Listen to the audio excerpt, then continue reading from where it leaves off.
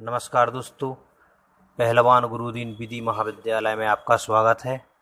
मैं आकाश कुमार आज आपके लिए लेकर आया हूँ एक नई वीडियो, जिसमें हम बात करेंगे राज्यों के उच्च न्यायालय के बारे में। जो अवशेष रह गया था, बात करेंगे हम उसकी।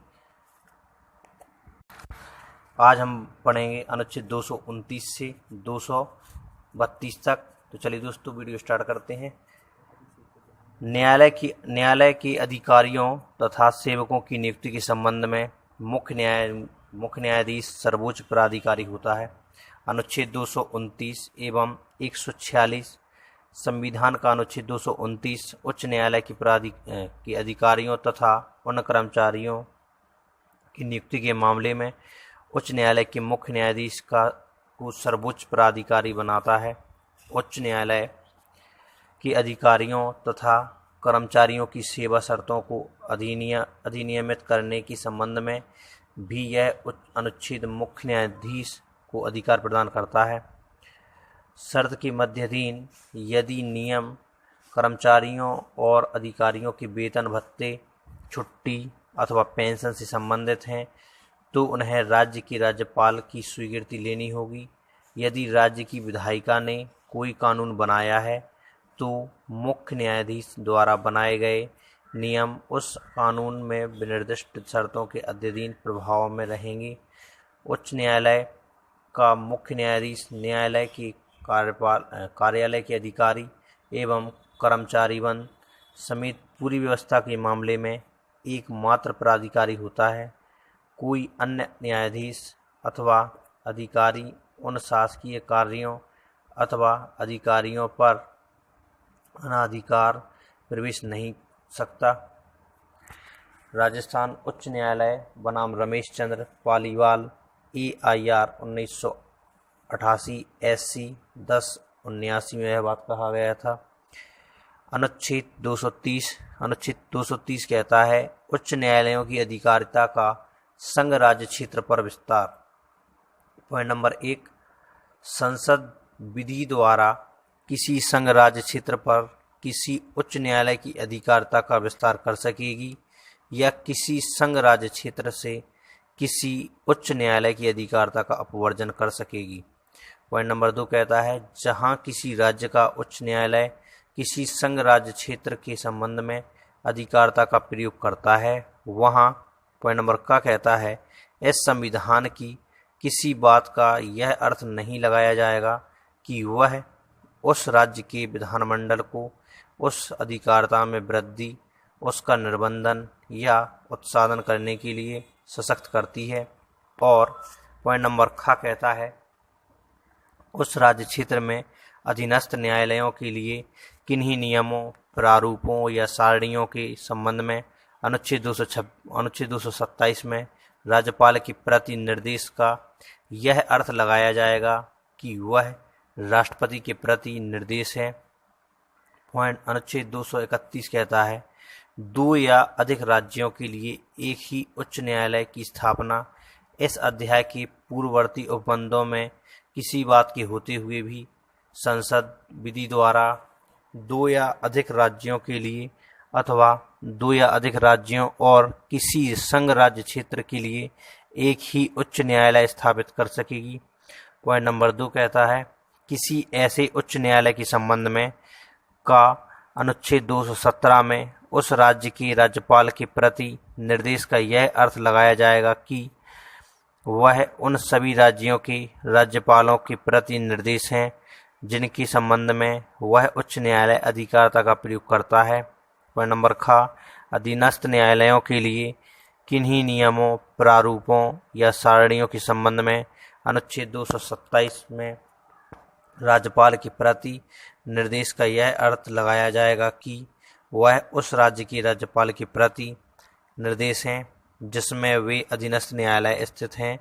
और पॉइंट नंबर ग अनुच्छेद 219 और अनुच्छेद 229 में राज्य के प्रति निर्देशों का यह अर्थ लगाया जाएगा कि वे उस राज्य के प्रति निर्देश हैं जिसमें उस उच्च न्यायालय का मुख्य स्थान है। परंतु यदि ऐसा मुख्य स्थान किसी संघ राज्य क्षेत्र में है तो अनुच्छेद 219 और अनुच्छेद 229 में राज्य की राज्यपाल, लोक सेवा आयोग, विधानमंडल और संचित निधि के प्रति निर्देशों का यह अर्थ लगाया जाएगा कि वे क्रमशः राष्ट्रपति, संघ लोक सेवा आयोग, संसद और भारत की संचित निधि के प्रति निर्देशित हैं। अनुच्छेद 232 संविधान का 7वां संशोधन अधिनियम 1956 की धारा 16 द्वारा अनुच्छेद 230, अनुच्छेद 231, अनुच्छेद 232 के स्थान पर प्रतिस्थापित कर दिया गया।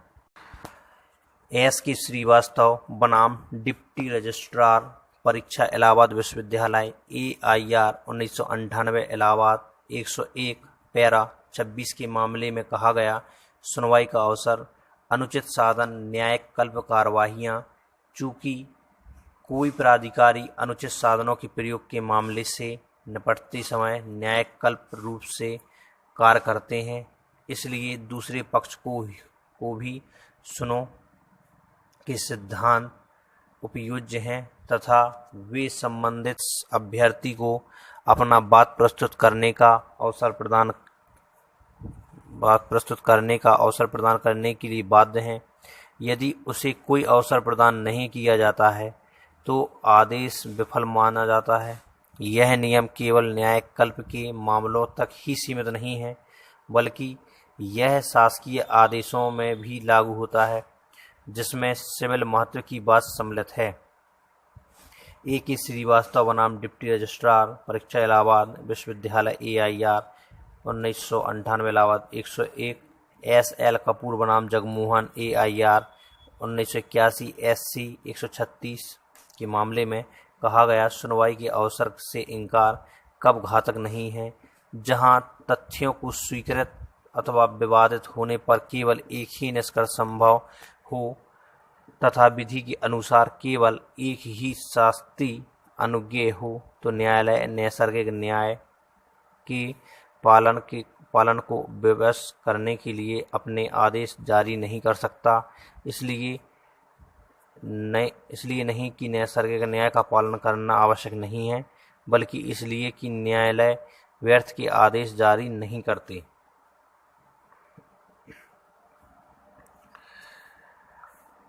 टेलर बनाम टेलर 1875 1 CHD 426, उत्तर प्रदेश राज्य बनाम सिंघाड़ा सिंह AIR 1964 SC 358, एस के श्रीवास्तव बनाम डिप्टी रजिस्ट्रार परीक्षा इलाहाबाद विश्वविद्यालय AIR 1998 इलाहाबाद 101 के मामले में कहा गया, प्रक्रिया का पालन किया जाना चाहिए। यह सुस्थापित विधि का सिद्धांत है कि यदि किसी बाद में किसी चीज को तरीके विशेष के अनुसार किया जाना है तो उसे या तो उसी तरीके के अनुसार ही किया जाना चाहिए या फिर उसे बिल्कुल नहीं करना चाहिए।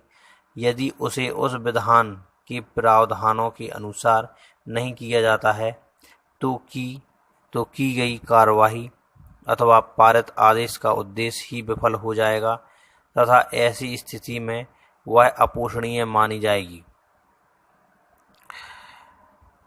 अशोका रेस्टोरेंट बनाम general manager metro railways AII 1998 Calcutta 90 के मामले में कहा गया, लोकहित बनाम निजी हित जीवन की विधि का तर्क नहीं बल्कि अनुभव है।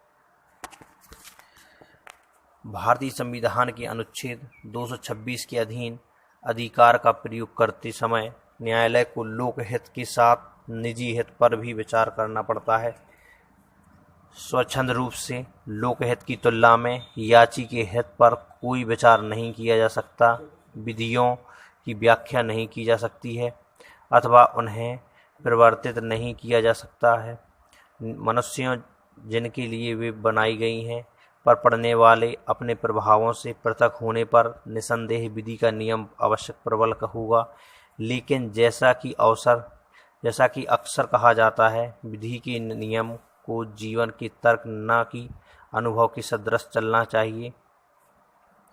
मिनी ट्रांसपोर्ट ऑनर्स एसोसिएशन बनाम भुवनेश्वर नगर पालिका EIR 1998 उड़ीसा 46 DB के मामले में कहा गया। उच्च न्यायालय के आदेश को अभिखंडित करने का आदेश रिट अनुच्छेद 226 एवं 32 उत्प्रेषण रिट निर्गत करने की अधिकारता रखने वाला न्यायालय उस न्यायालय के जज द्वारा किए गए आदेश की ओर ध्यान आकर्षित नहीं करेगा तथा नहीं कर सकता। न ही उच्चतर न्यायालय किसी अन्य उच्चतर न्यायालय की निर्देश आदेश करने को निर्धारित करेगा।